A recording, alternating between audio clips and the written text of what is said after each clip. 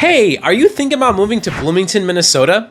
But you're trying to weigh why you should choose Bloomington over, say, Edina, Richfield, or Eagan? Well, then this video is perfect for you because today we're going to talk about the pros and the cons of living in Bloomington, Minnesota. And if you stick around to the end, I'm going to have a very unique con that you need to know about that might influence your decision. Let's get into it right now.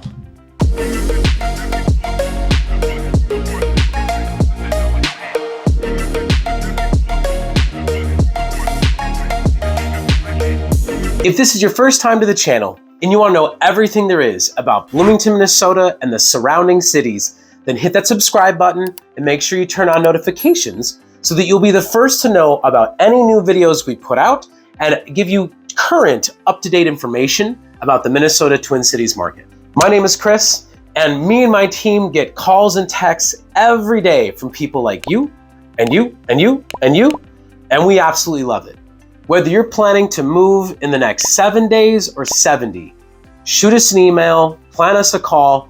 We'd love to help you make a smooth transition to any part of the Twin Cities.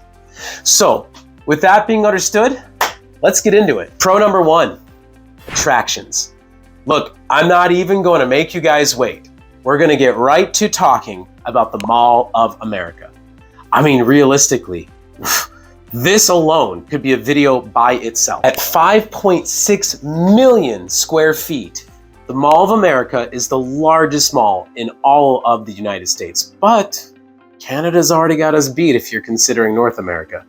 Still, that's 2.87 million square feet of retail space.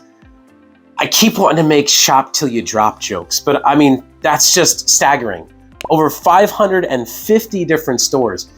To give you a visual comparison, that's the equivalent of having 9 Yankee Field stadiums all under one roof. And so that you don't stand out or I don't make it weird halfway through this video, locals call it MOA. Nobody wants to take all the time to say Mall of America. But there's generally a saying here, if you can't find it at MOA, you don't need it. I mean, seriously. I can't stress enough. It's so big, it has its own zip code. 55425, represent. But the indoor theme park alone, the Nickelodeon universe, covers 7 acres of rides, log chute, roller coaster, you name it. But within the mall itself, there's laser tag, mirror mazes, bowling, comedy clubs, even a state-of-the-art movie theater. Realistically, the things that are present at the mall alone provide any and enough attractions for not just Bloomington residents, but a lot of the surrounding areas. If you haven't been, absolutely this should be on one of the first things you check out when touring Bloomington. But for pro number 2, we're not just looking at indoor, we're not just looking at malls. Bloomington is another great example of a city that has a ton of outdoor attractions, trails, hiking, parks, all of the above. There's a sense here of the city itself kind of being interwoven with the tapestry of the nature that surrounds it. It's honestly, just for my own peace of mind, it's one of my favorite things about Bloomington in general. Normandale Lake Park off 98th is one of my favorites, but overall there are 97 parks and trails to choose from. And the community itself is constantly giving back through these programs. There's ways to learn how to do CPR, how to ice fish, even a bingo hall that will take place at one of the community centers. And like I said, one of the first things you'll notice is just how incredibly green the whole city is with the trails and the trees mixed throughout everything they have here. Pro number 3, let's talk about schools. Bloomington has very well-ranked schools. In fact, it has 43 of them in the city itself, 19 of them being even private school options, if that is something of interest. Generally across the board, and I personally use greatschools.org because it combines user-submitted data with good, authentic feedback from students and parents. All of them rank very, very well. Probably the only one that only ranks in the moderate is the actual high school itself. So that's something you should probably do your own research on if that is an important factor. But I myself spent 2 years at Normandale, which is a public university junior college that a lot of people can go to for reduced tuition, get their generals out of the way, and form a sense of understanding while still getting their preparation for their degree without having to commit to a major. Again, I might be speaking from experience, but it worked out very, very well for me and is absolutely something that I look back on fondly and would endorse for anyone going down that path. Pro number 4, let's talk about jobs.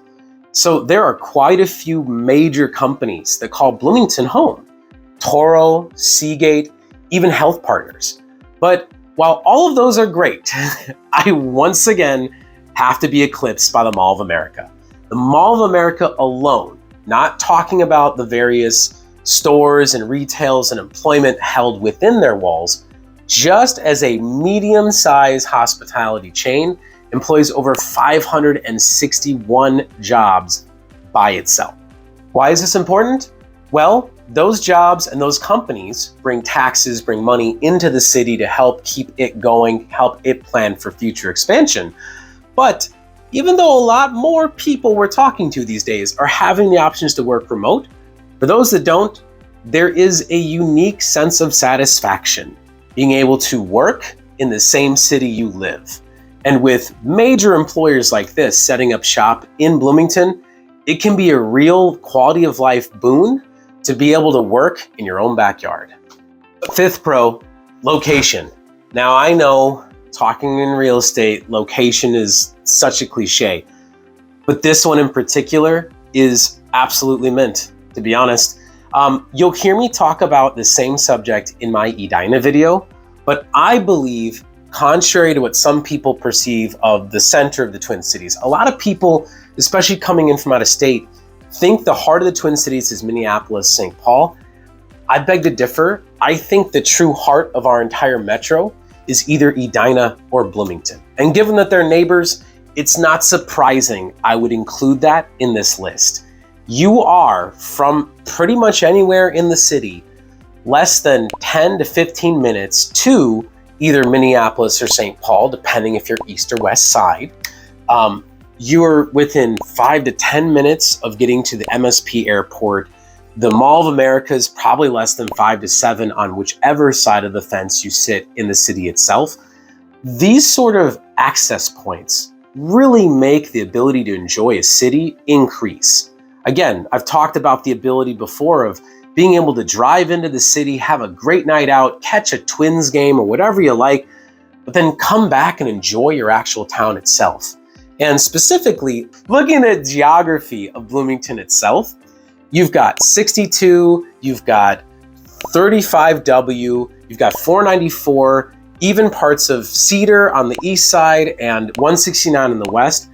Really, all the major hubs of transportation within Bloomington itself pass through here. So whether you're having to go further west or further east, visiting friends in other suburbs, going in and out of town for holidays, it's so easy to just zip and get where you're going while still being able to call Bloomington itself your proper home base. And our 6th and final pro, variety of housing options. Now, again, Bloomington itself is quite diverse. You'll have everything from post-World War II starter homes, ramblers, options that are very affordable for starter, move up, step down budgets. But at the same time, you can get to parts near Normandale Lake that I mentioned earlier, and you can find yourself in a scene like something out of a movie. You'll be in 2 to 5 acres of deeply wooded land with a sprawling estate, even some properties that are on 1/3 or 1/4 of an acre that are very uniquely designed architectural archetypes that don't conform to just your what we would call more cookie cutter or standard new construction of today. So really, there are some very unique options that allow for a variety, both for people trying to access certain budgets or certain lifestyles, which can make the city itself and the options it has for housing very appealing. With that all being said, you didn't come here just to hear me talk about all the nice things, did you? Let's transition into some of those cons, because no city, like no person, is absolutely perfect. In fact, let's talk about the flip side of what I just said about housing. Specifically, the lack of new construction. So Bloomington is another one of those cities that it is just built out. It's been around long enough residents caught on to how beautiful and nice it is. So you're not gonna find, these big institutional builders that have these new developments coming in that fit into the new high school or the new elementary school being built. Bloomington is pretty well set. And while new construction does exist, like you've heard me mention some of my other videos, it's really open to either using a custom builder where you've torn down a lot, or you're finding something that was, maybe for a while just open acreage that someone finally sold off and got developed. But unfortunately, those are the exceptions more than they are the rule. So if you're really looking for a newer build, either be prepared, let's have a sincere and honest talk about budget, or it might behoove you to look just a little bit further west in a town like Shakopee. Speaking of differences in the geography and the types of housing, second con that will pair very nicely with that understanding is really, I don't know how else to say it, it's the concept of the other side of the tracks. The differences between East and West Bloomington can be rather striking. East side, when you're more towards Cedar Avenue, Mall of America, and the areas that go along the Minnesota River Valley, they tend to be older. They tend to be where more of the 1940s, 1950s homes were built. They tend to be smaller, they tend to be more dated. Now, they also tend to be more affordable for those various reasons. Now, having clearly understood East Bloomington, let's have a different conversation about West, just so you can understand the differences. In general, West tends to carry a very clear distinction to it. Carries a bit more distinction to it. The schools have slightly higher ratings. The area is more wooded. The homes are typically bigger, and many of them are slightly younger by 20 to 30 years. Amongst local residents, there is a preference that tends to lean more towards the west side. Again, can't call either one of them bad. There's a perfect situation for every homeowner, every resident in each part of the city. But if you're not native to the area and you're just doing random tours, it can be a bit striking if you're not prepared for that, just to see the difference, to see the dichotomy that exists between East and West. And our final con, last but not least, I'm gonna talk about something no one else is gonna share with you. You ready? Mosquitoes. There is a joke. There's a lot of stuff that we do here in Minnesota.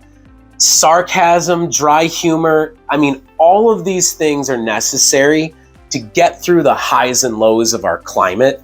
But one of the biggest jokes we make is that the mosquito in Minnesota is the state bird. Bloomington is no exception. See, there's a trade-off. There's always something you have to give up in exchange for something else.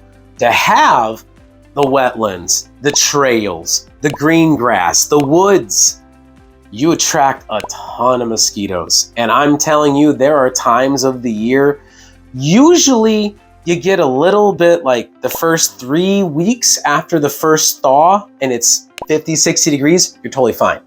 But once we get into early to mid-May through till about September, October, there are times you really got to watch what part of the woods you're in. You get out of that sunlight and you are gonna get eaten alive. So while it's gorgeous and I really go through and I connect with nature all the time in parts of the parks that Bloomington has to offer, you're gonna need some bug spray. You're gonna need to be mindful because they do come out. So there you have it. Hope you've learned a lot from the pros and cons of Bloomington, Minnesota. Personally, I don't think you can make a wrong move choosing to live here, but ultimately it has to be the right decision for you or your family. So shoot us a text, give us an email, let us know your thoughts. If there's something you want to discuss about this or other surrounding areas, happy to help out. We want to be a resource for all the places that the Twin Cities has to offer. But until next time, thanks for watching, and we hope to catch you again or see you around town.